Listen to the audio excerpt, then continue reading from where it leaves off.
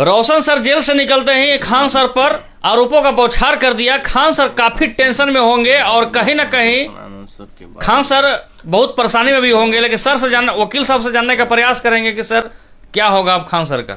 देखिए, जैसे ही रोशन आनंद जी जेल से निकले तो उन्होंने 2 आरोप लगाए हैं। पहला आरोप कि जेल में उनको मारने की साजिश बॉडीगार्ड के द्वारा की गई थी, और दूसरा उन्होंने कहा है कि वो उनके भाई का मौत नहीं हुआ है, हत्या हुआ है, और हत्या करने वाले में खान साहब और एक कोल्ड स्टोरेज वाले उनका नाम का जिक्र किया है उन्होंने। तो सबसे पहले एक चीज़ आप समझिए कि इस केस में टेक्निकलिटीज जहाँ तक है, जब कोई भारतीय नागरिक का विदेश में यदि हत्या होता है, मौत होता है, तो उसका BNS का धारा 208 है, उसमें कुछ प्रावधान दिया गया है। उस प्रावधान के मुताबिक ये केस वगैरह FIR इतनी आसानी से नहीं होता है। उसमें सबसे पहले ये देखा जाएगा कि रिपोर्ट नेपाल सरकार से मांगी जाती है कि उसकी हत्या हुई है या मौत हुई है, और मौत हुई है तो किस परिस्थितियों में हुई है, क्या कोई ऐसा लग रहा है जैसे कि मान लीजिए एक्सटर्नल इंजरी नहीं, यानी बाहरी चोट का कोई निशान नहीं है, तो ऐसे परिस्थिति में मान लीजिए जहर दे के मारा गया या क्या, तो उसका भेसरा रिपोर्ट आता है। उस सब रिपोर्ट के आधार पर फिर देखा जाएगा कि नेपाल किसके साथ गया था, कौन लेके गया था नेपाल, उसके साथ कौन लोग रह रहा था, सब मुकदमा में फंस जाएगा। तो इंडिया में तो सबसे पहले मुकदमा इसमें होना कठिन है, FIR। सो अभी इस केस में 2 है, एक दूसरे को नीचा दिखाने की कोशिश की जा रही है कि सोसाइटी में जो एक इम्प्रेशन है उसको डैमेज कर दो।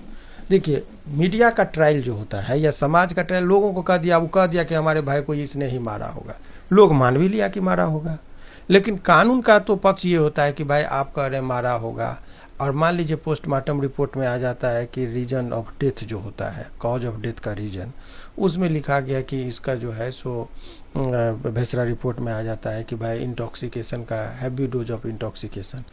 तो हैवी डोज ऑफ इंटॉक्सिकेशन का मतलब कि अत्यधिक नशीली पदार्थ का सेवन से यदि मृत्यु, ये अगर मान लीजिए लिखा गया तो कहाँ रह जाएगी छवि।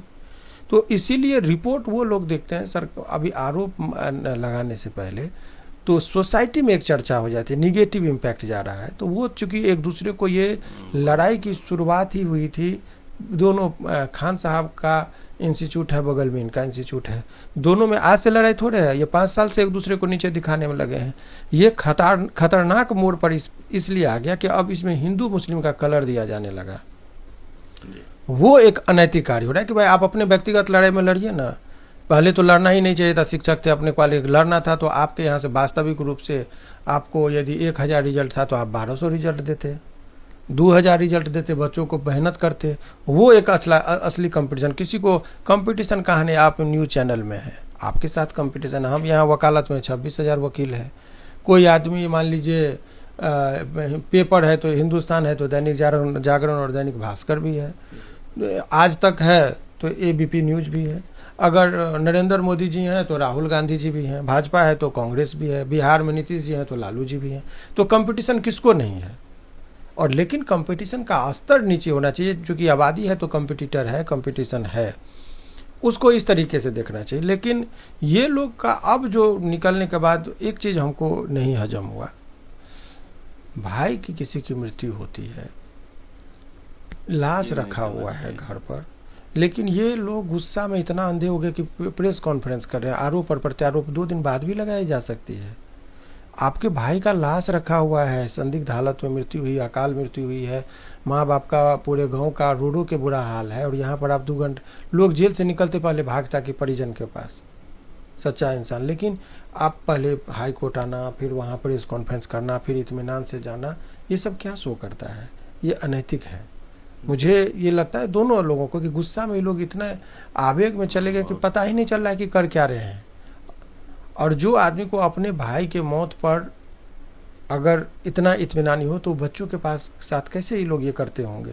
इसीलिए छात्रों को भी, और देखिए देश बड़े नाजुक मोड़ पर है। आज के अपने यहाँ कुछ भी मामला हो तो एक आदमी हिंदू है मुस्लिम कर दीजिए, ये भी गलत है।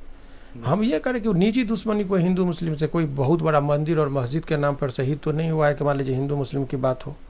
यहाँ तो भाई वो अपना बिजनेस कर रहा है, 2 बिजनेस पार्टनरों के बीच की लड़ाई है, और पूरा लोग, मीडिया भी वही चीज़ को चला रहा है, चाहे वो मेन स्ट्रीम का मीडिया हो, चाहे छोटे यूट्यूबर से लेके सभी चीज़ हो। भाई इससे देश की आर्थिक स्थिति पर क्या फ़र्क पड़ने वाला है? मामूली सा झगड़ा को इस तरीके से तुल पकड़ देना, जैसे हाइपोथेटिकल बड़ा नाम करके ये बेड़ागर्द कर रहे हैं। इसीलिए जो भी है उसमें कानूनी पक्ष पर जहाँ तक आपने पूछा है तो कानून बहुत पेचीदा है। नेपाल में मौत हुई है, अनुसंधान भी नेपाल की पुलिस करेगी। भारत सरकार को केस करने से पहले यहाँ के एम्बेसी को, जो राजदूत होते हैं वहाँ के राजदूत से रिपोर्ट लेंगे। उस रिपोर्ट में यदि कुछ रहेगा उसकी जांच की अनुशंसा करने के बाद कमेटी जब अनुशंसा कर देती है तब फिर उस पर जो है सो FIR का आदेश होगा, फिर संदिग्ध व्यक्ति होगा या नाम होगा, जो भी होगा। तो ऐसे परिस्थिति में मुझे नहीं लग रहा कि इस केस के वजह से खान साहब को बहुत खास टेंशन नहीं होगा पड़ा है इस केस में। हाँ, एक टेंशन जरूर होगा कि उनका नाम खराब हो रहा है, इस बात का टेंशन जरूर होगा, बदनामी हो रही है, ये टेंशन की बात है।